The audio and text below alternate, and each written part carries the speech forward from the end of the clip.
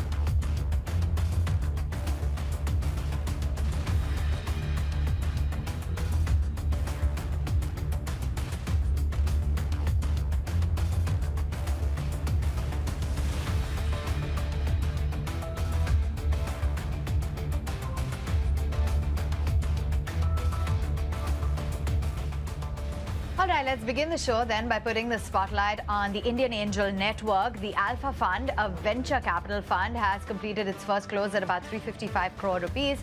And let's connect with Saurabh Srivastava, who is the co-founder of the Indian Angel Network, to understand a little bit more. So I just want to start off by taking the clock back. Just let's understand what exactly the role is of the Indian Angel Network.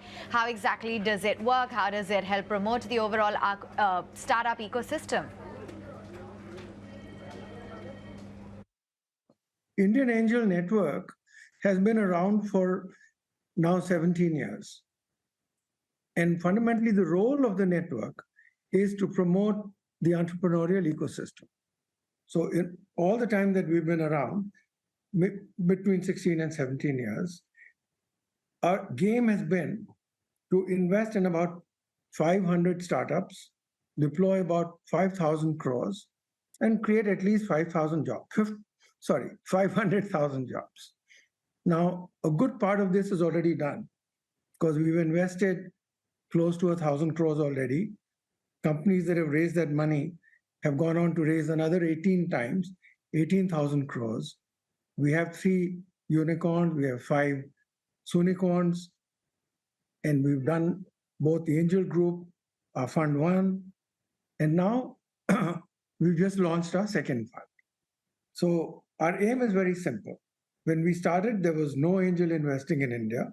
So our aim was to bring angel investing to India, because unless you have angel investors, you don't have enough of a nursery for VC funds to come in, which is the case in very evolved ecosystems, let's say like the US, where VCs invest maybe $25 billion a year and angels invest $26 billion. So we wanted to do it, create one single platform where somebody could come for 50 lakhs and could stay till they wanted 25 or 30 crores, which is what the Angel Group, Fund 1, and now the Alpha Fund have created. A single large horizontal platform to do all of this. And I'm personally very delighted because after we did the Indian Angel Network, a lot of other angels groups came up. Now we have a very vibrant angel ecosystem, many angel groups, loads of VC funds. And now we're beginning to get our whole entrepreneurial and investment ecosystem in India to come together. The only thing that was missing in the old days was very favorable government policy. With the launch of Startup India, the Prime Minister has taken a leap of faith. He basically believes in startups delivering economic growth and employment. And those favorable policies have basically got us now 100,000 startups, third largest startup ecosystem. So we think India is just beginning to happen. Right, okay. So now let's talk a little bit then about the venture capital fund in terms of what the close has been, because it's higher than the first fund. What is the outlook in terms of the target corpus, and what's the game plan to invest in startup companies? So as you said, this time our first close has been a little higher than the size of the previous fund at 355. This is a 1,000 crore fund. So we will be taking it up to 1,000 crores. The second close will follow quite soon because we have a number of other investors who committed just after the first close. We have a lot of learnings that we've had both from the angel investing side and the fund one side. Those are getting incorporated now. And there are new sectors that have come up. So spacetech is an extremely new sector.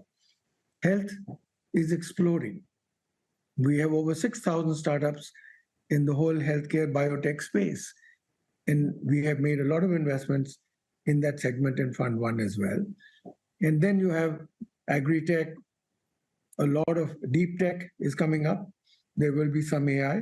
And as we all know, AI's biggest application is actually in healthcare. So we are going to be looking at that. And overall, we will, of course, do tech, but our basic thesis on this fund is very simple. We want to invest, firstly, in very good founders. At the end of the day, people make a difference. The second is we want to invest in founders who are solving a real problem, a problem that has impact both in India and globally. Thirdly, we want to look at founders who are looking at sensible unit economics so that as they scale, they can turn profitable. So we do want to make sure that there are companies, they don't have to be profitable today, but the unit economics should be such that as they scale, they will become profitable. And as I said earlier, we will invest across a few diverse sectors. Clean tech has been one of our strongest investment spaces in Fund 1 that will continue in Fund 2. So there are emerging sectors that are becoming very strong. And there are some standard sectors in which we invested before, a lot of them related to IT. Both will happen. And what we are seeing, though, over the last few years is the quality of founders has really, really gone up dramatically, as has the quality of the ideas they're coming up with. Ambitions are high. They're seeing the successes that have happened. And the other good thing going in on our Alpha Fund is that because of the sub-funding winter, because of some of the companies that didn't do well, some of the models that didn't work, I think the founders today have much more robust thinking about how to build sustainable, successful, long-term companies. And that's what we're hoping to partner them with. Okay. So what exactly is the sectoral focus in when it comes to the companies that you all are looking to invest? Because I understand it's a lot with health tech, fintech, cybersecurity. Can you elaborate a little bit more about what kind of companies will be targeted and make the cut? So fintech and security have been there before. They're only going to increase now with all that's happening with AI. But in terms of the fund focus, AI, the biggest impact of AI will be on health tech. So health tech, biotech, that will be a big focus of the fund. So will clean tech. We are looking at some companies in space, and we will be looking at space as a sector as well. We are, of course, going to be doing deep tech for sure. AI is only one aspect of it. And deep tech, not just deep tech itself, but in different application areas, use cases of deep tech within India. Agri-tech is again a sector that we had adopted earlier. We will be looking at that. So largely, as I had mentioned before, our main focus is these 5, 6 sectors. Some in which we invested before, which was cybersecurity or SaaS or fintech. The emerging sectors, agri-tech, health tech, space tech, many of those emerging sectors that we will look at, and largely business models that are basically leveraging technology. That's a very important piece of it. Two, they are business models that are scalable. So the unit economics is such that as they scale, they can become profitable. And they're led by very strong founders solving real problems. So when that happens, there is impact. And when there is impact, it tends to be much more valuable, much more impactful, both India and globally. Does that give you a sense of the sectors? Oh yes, most certainly does. So what is the outlook then on the overall, the geographical focus as well? Because I understand that you're looking not only to focus on the metros, but you have a keen eye as well on tier 2 and 3 cities. Can you tell us a little bit more about the potential in some of the smaller towns that for the most part we don't even realize has so much potential? I think most of us don't realize that this whole startup revolution has created a lot of inspiration in small towns as well. Everybody's connected today. TV, social media, everybody sees what's happening. So what we're seeing is while, yes, the quality of founders and ideas is continuing to improve in tier 1 cities, the fact is that a lot of very good companies and very solid founders are emerging in tier 2 and tier 3 cities. We've seen that in Fund 1. I mean, a couple of our most successful companies actually are not in tier 1. They're in tier 2 and tier 3. So we are going to be quite keenly looking at tier 2 and tier 3. The other thing also that we found is that we've actually done quite a bit of investing, both in the Angel Group and Fund 1, on companies where either women-led or where a woman is one of the founders. And we are going to keep an eye on that too, because it's time we get more women founders into the mainstream. Our experience has been very good. So we are going to look at both of those spaces. Okay, and just a quick roundup from you to understand how the startup ecosystem is evolving in India, what exactly companies need to do to brace themselves for a lot of technology revolution as well, how we stack up versus our global peers in your experience, if you can just share some insights. Well, our startup ecosystem is actually very well poised today. And I say that because now we have the best and the brightest in the corporate world willing to step out and create a new venture. These are people who are ambitious, who are competent, whose thinking is very robust, who are looking at big ideas, and they are ambitious. They really do want to build something on scale. The second thing that's happened is the investment ecosystem has slowly coming together. Now we have a number of angel groups, we have early stage VC funds. In fact, the Iron platform covers all three of them: angel group, seed level, and Series A VC funds. We have many of those. And then we have the bigger funds from overseas who are also investing in India. So from barely $1 billion at the turn of the century, you now have $50 to $60 billion coming into India. So the investment ecosystem is there. The third thing that's happened is there have been a lot of successes. When there are successes, they become role models, and more people want to come and emulate them. That's beginning to happen. The fourth is the role that you all play in the media. You are celebrating successes in the startup world. That didn't happen 10, 15 years ago. And therefore, today it's become aspirational to be an entrepreneur. Other factor that's helping us, there's been good economic growth in India, sustained. Many more people have entered the middle class. The surplus income of the middle class is going up. They're beginning to spend. And therefore, you're beginning to see two things. A lot of new companies in the consumer area, a lot of local brands beginning to happen, and even driving out some imported brands. More of that will happen. Today, you can become a unicorn purely addressing the domestic market. I come from the IT services sector. In our time, if you wanted to build a unicorn, you basically had to address global markets. There was no domestic market.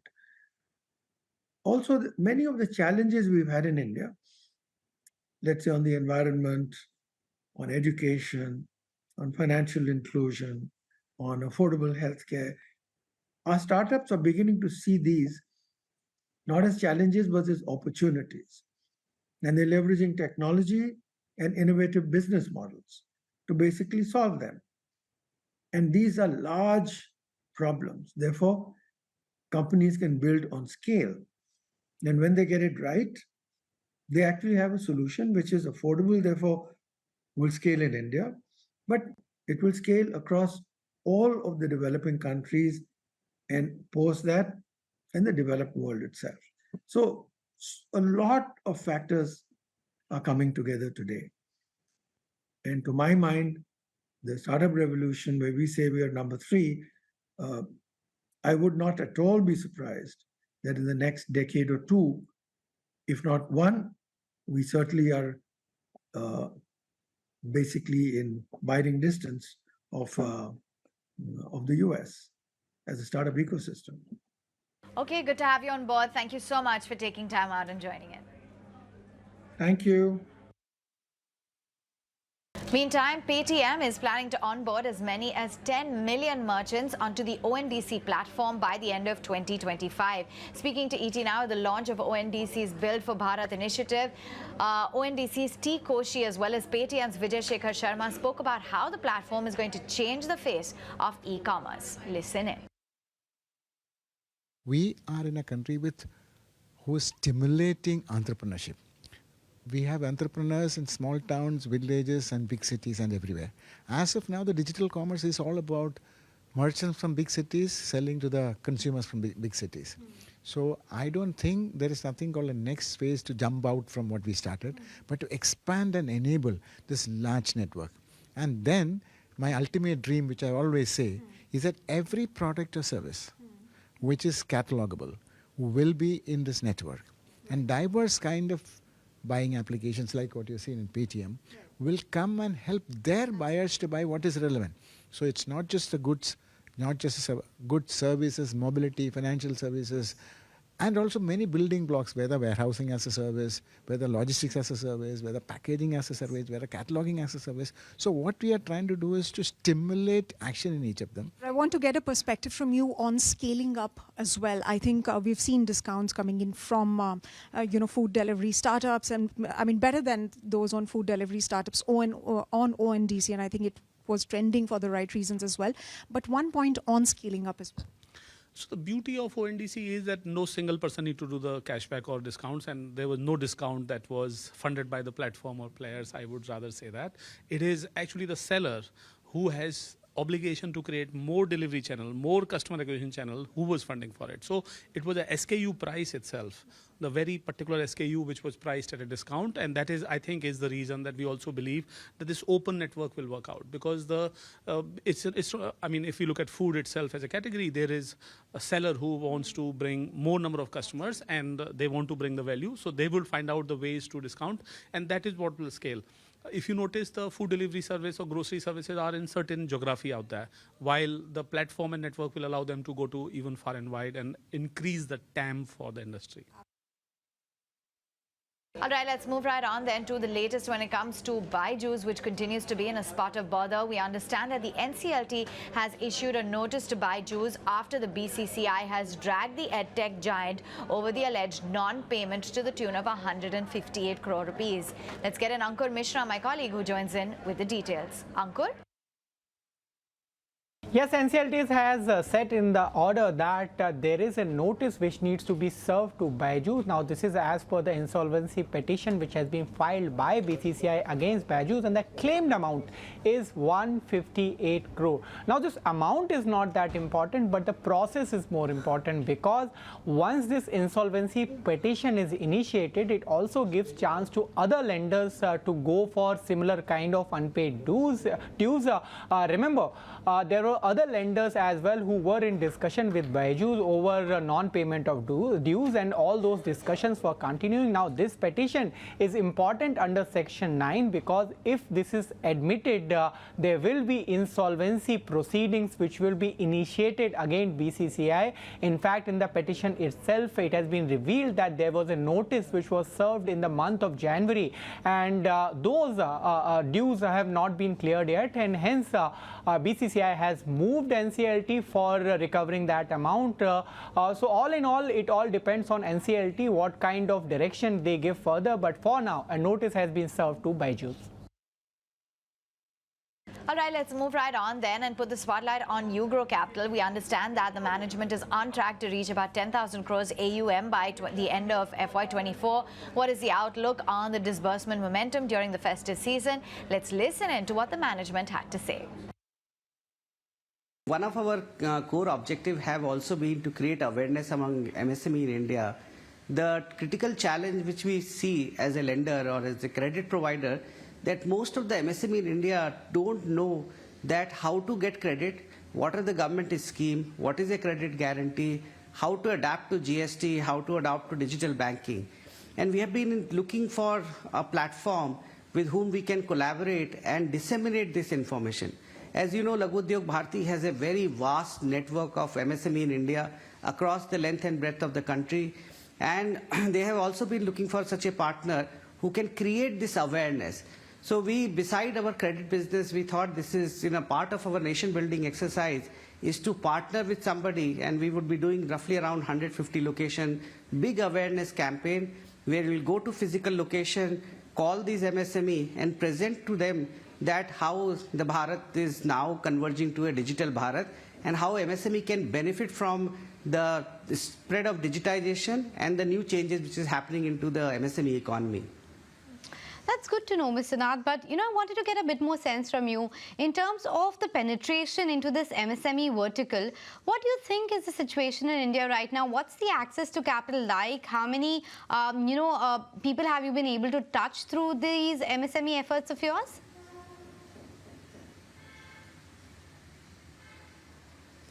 So, if you look at the broader ecosystem, between 2017, the credit gap for MSME was roughly around 55 lakh crore. Today, it is a staggering 85 lakh crore. This is a period of time wherein a lot of government scheme has come, new SFBs have come, multiple NBFCs have come, but this gap is ever expanding. And this gap is ever expanding because the traditional method of underwriting the cash flow for MSME doesn't match with the MSME businesses per se. The new ecosystem of the GST, the digitization of banking, the account aggregation, the bureau footprint, some of these things are completely unknown to MSME. If you go to MSME and say GST अच्छा है, all of them would say नहीं GST तो बहुत खराब है. Now how does you translate GST अच्छा है from a credit perspective to GST खराब है is a big challenge. In our last 4-5 years of journey, we have been able to scale up to 8,000 odd crore. We have financed more than 70,000 plus small businesses. But when we look at the gap side of it and how many more customer or MSME we can embrace and what it can lead to the productive employment of the country, we think that more than just be provider of credit, we have to make an extra effort.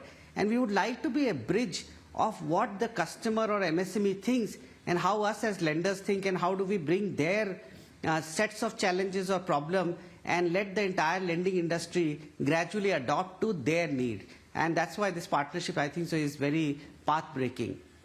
Yes, path-breaking indeed, but what's been the nature and your own experience in terms of collections from all of these MSMEs, in terms of the asset quality? Is there any worry at all? Because, I mean, for the unsecured lending, that is, RBI did raise a bit of a red flag.